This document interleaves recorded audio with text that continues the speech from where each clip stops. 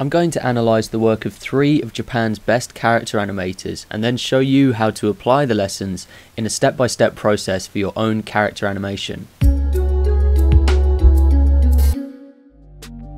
In anime, a lot of attention is given to the energetic, over-the-top, stylized animations, but less attention tends to be given to nuanced character animation. An experienced animator will tell you that character expression is one of the most deceptively difficult things to pull off in animation. You can get away with a lot of mistakes and fudging details in a fast-paced action scene, but the slower, more subtle scenes, just like the way the characters look at each other and the expressions that they wear, the way they walk, the way they carry themselves, these things can be a lot more difficult to get right.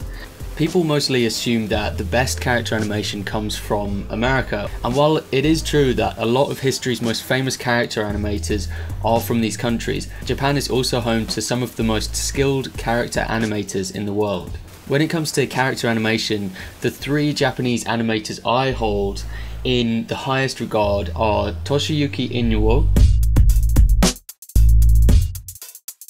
Takeshi Honda, and Hiroyuki Okiura. He's going to be the main focus of this video. Okiura is what happens when a world-renowned draftsman also has a keen observation and acting abilities, as well as an incredible sense of timing.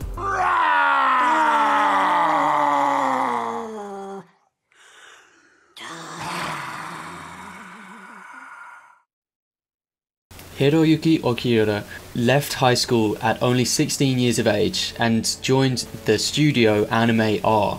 He went on to work on some of the most famous anime shows and films, including Akira, Paprika, and Ghost in the Shell. As well as character animation, he is also well known for his beautifully detailed effects animation.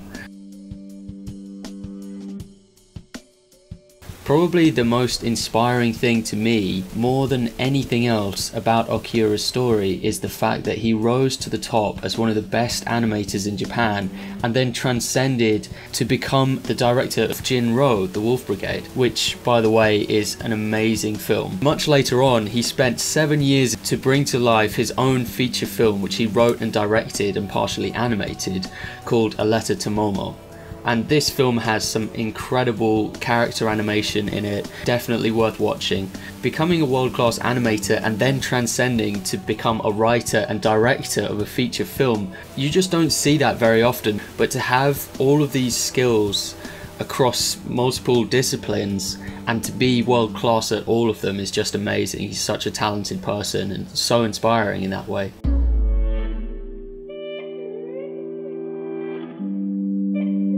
Okiura and his collaborators have a very realistic style, but without it feeling uncanny. There are 2 places you can see Okiura's pursuit of realism, which makes him stand out amongst his contemporaries.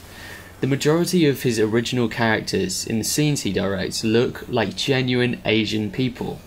And this is actually pretty rare in anime. They haven't been stylized to look like Western people, so he pretty much ignores that trend in anime. And also he has his signature ugly cry expression, which I love. I really commend him for having this style trait. When we cry in real life, we often don't look very flattering. Aside from those more obvious observations, there's also the issue of his realistic portrayal of movement and characters, to the point where it can look rotoscoped to the untrained eye. Some might argue that the level of realism he has taken it to can be a bit unnecessary. Some might even say that it's a misuse of the medium. Why make an animation if it's barely stylized? Why not just film it with actors?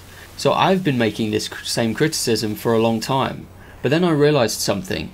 When you have such a command over realism, like how Okiura does, you have the ability of distilling the observations you make. You can strip away unnecessary details and focus on that one thing that makes the scene so memorable or so interesting, and construct everything else around it.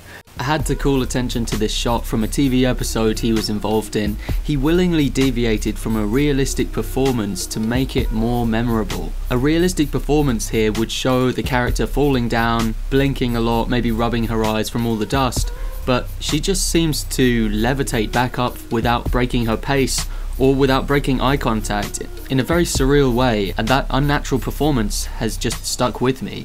When you have such a command over realism, basically everything in your scene is yours to play with however you want, and because you can draw everything realistically, it then becomes your choice how you want to interact with that realism, whether you want it to be super realistic and believable, or if you want to stray away from that and create something that's more stylized. And that's really interesting to me.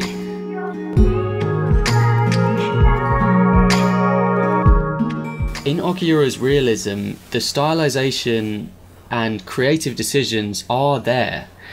They're just more subtle, and they don't draw as much attention to themselves. Okiura's work is far from being rotoscoped. In this scene, in A Letter to Momo, Iwa pushes Momo into the water. For comedic effect, Iwa is left in this pose and not redrawn at all. So he's just completely dead still in this really over-the-top pose. And this creative choice makes the shot really hilarious to me.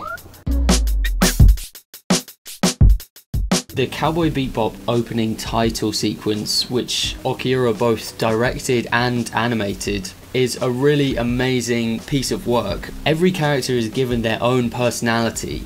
Each shot lasts only a few seconds, but in that time the character does an action which tells us a little bit about their personality. Because we keep on cutting to different people every few seconds, this builds up a sort of collage that describes the collective personality of the population.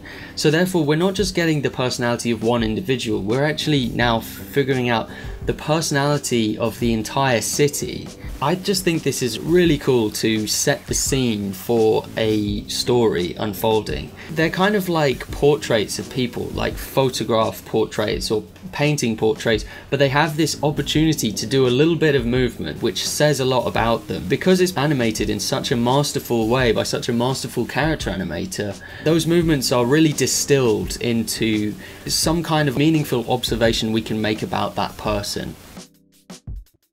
Great animators seem to flock together, so one of Okiura's frequent collaborators, Takeshi Honda, animated a scene from Skycrawlers that impressed me so much.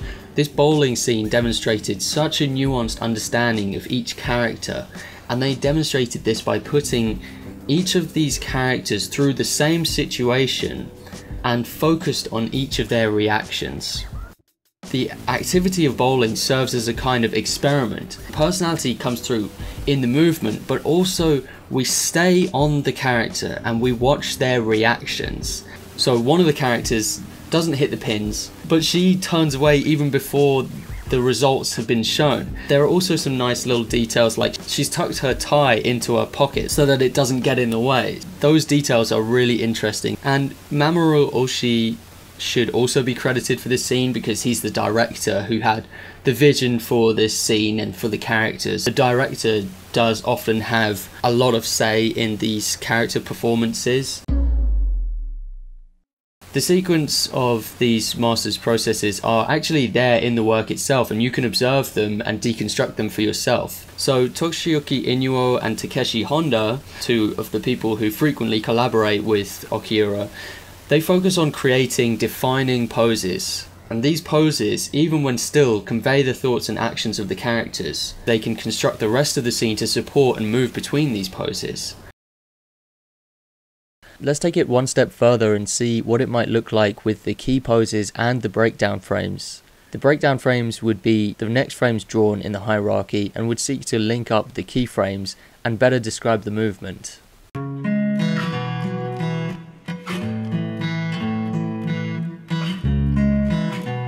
You might be thinking, well, this is all very inspiring, but I don't know how to go about animating a character of my own. Well, I'm going to combine the research I've done here with my own experience of animating characters to explain some of the steps you can take to make your own character animation. Step number 1, understand your story. Before you even draw anything, work to understand whose perspective is this story being told from.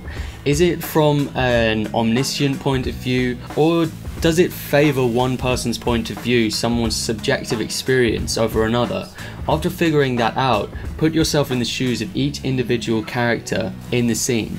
invent their past and present selves. What have they just gone through? How is that impacting their mood right now?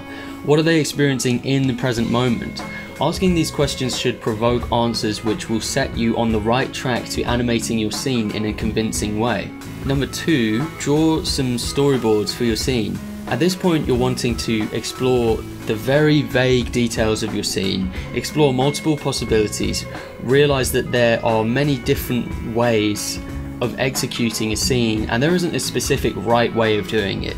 If you're working on someone else's production and they already have storyboards, then you probably don't need to take this step.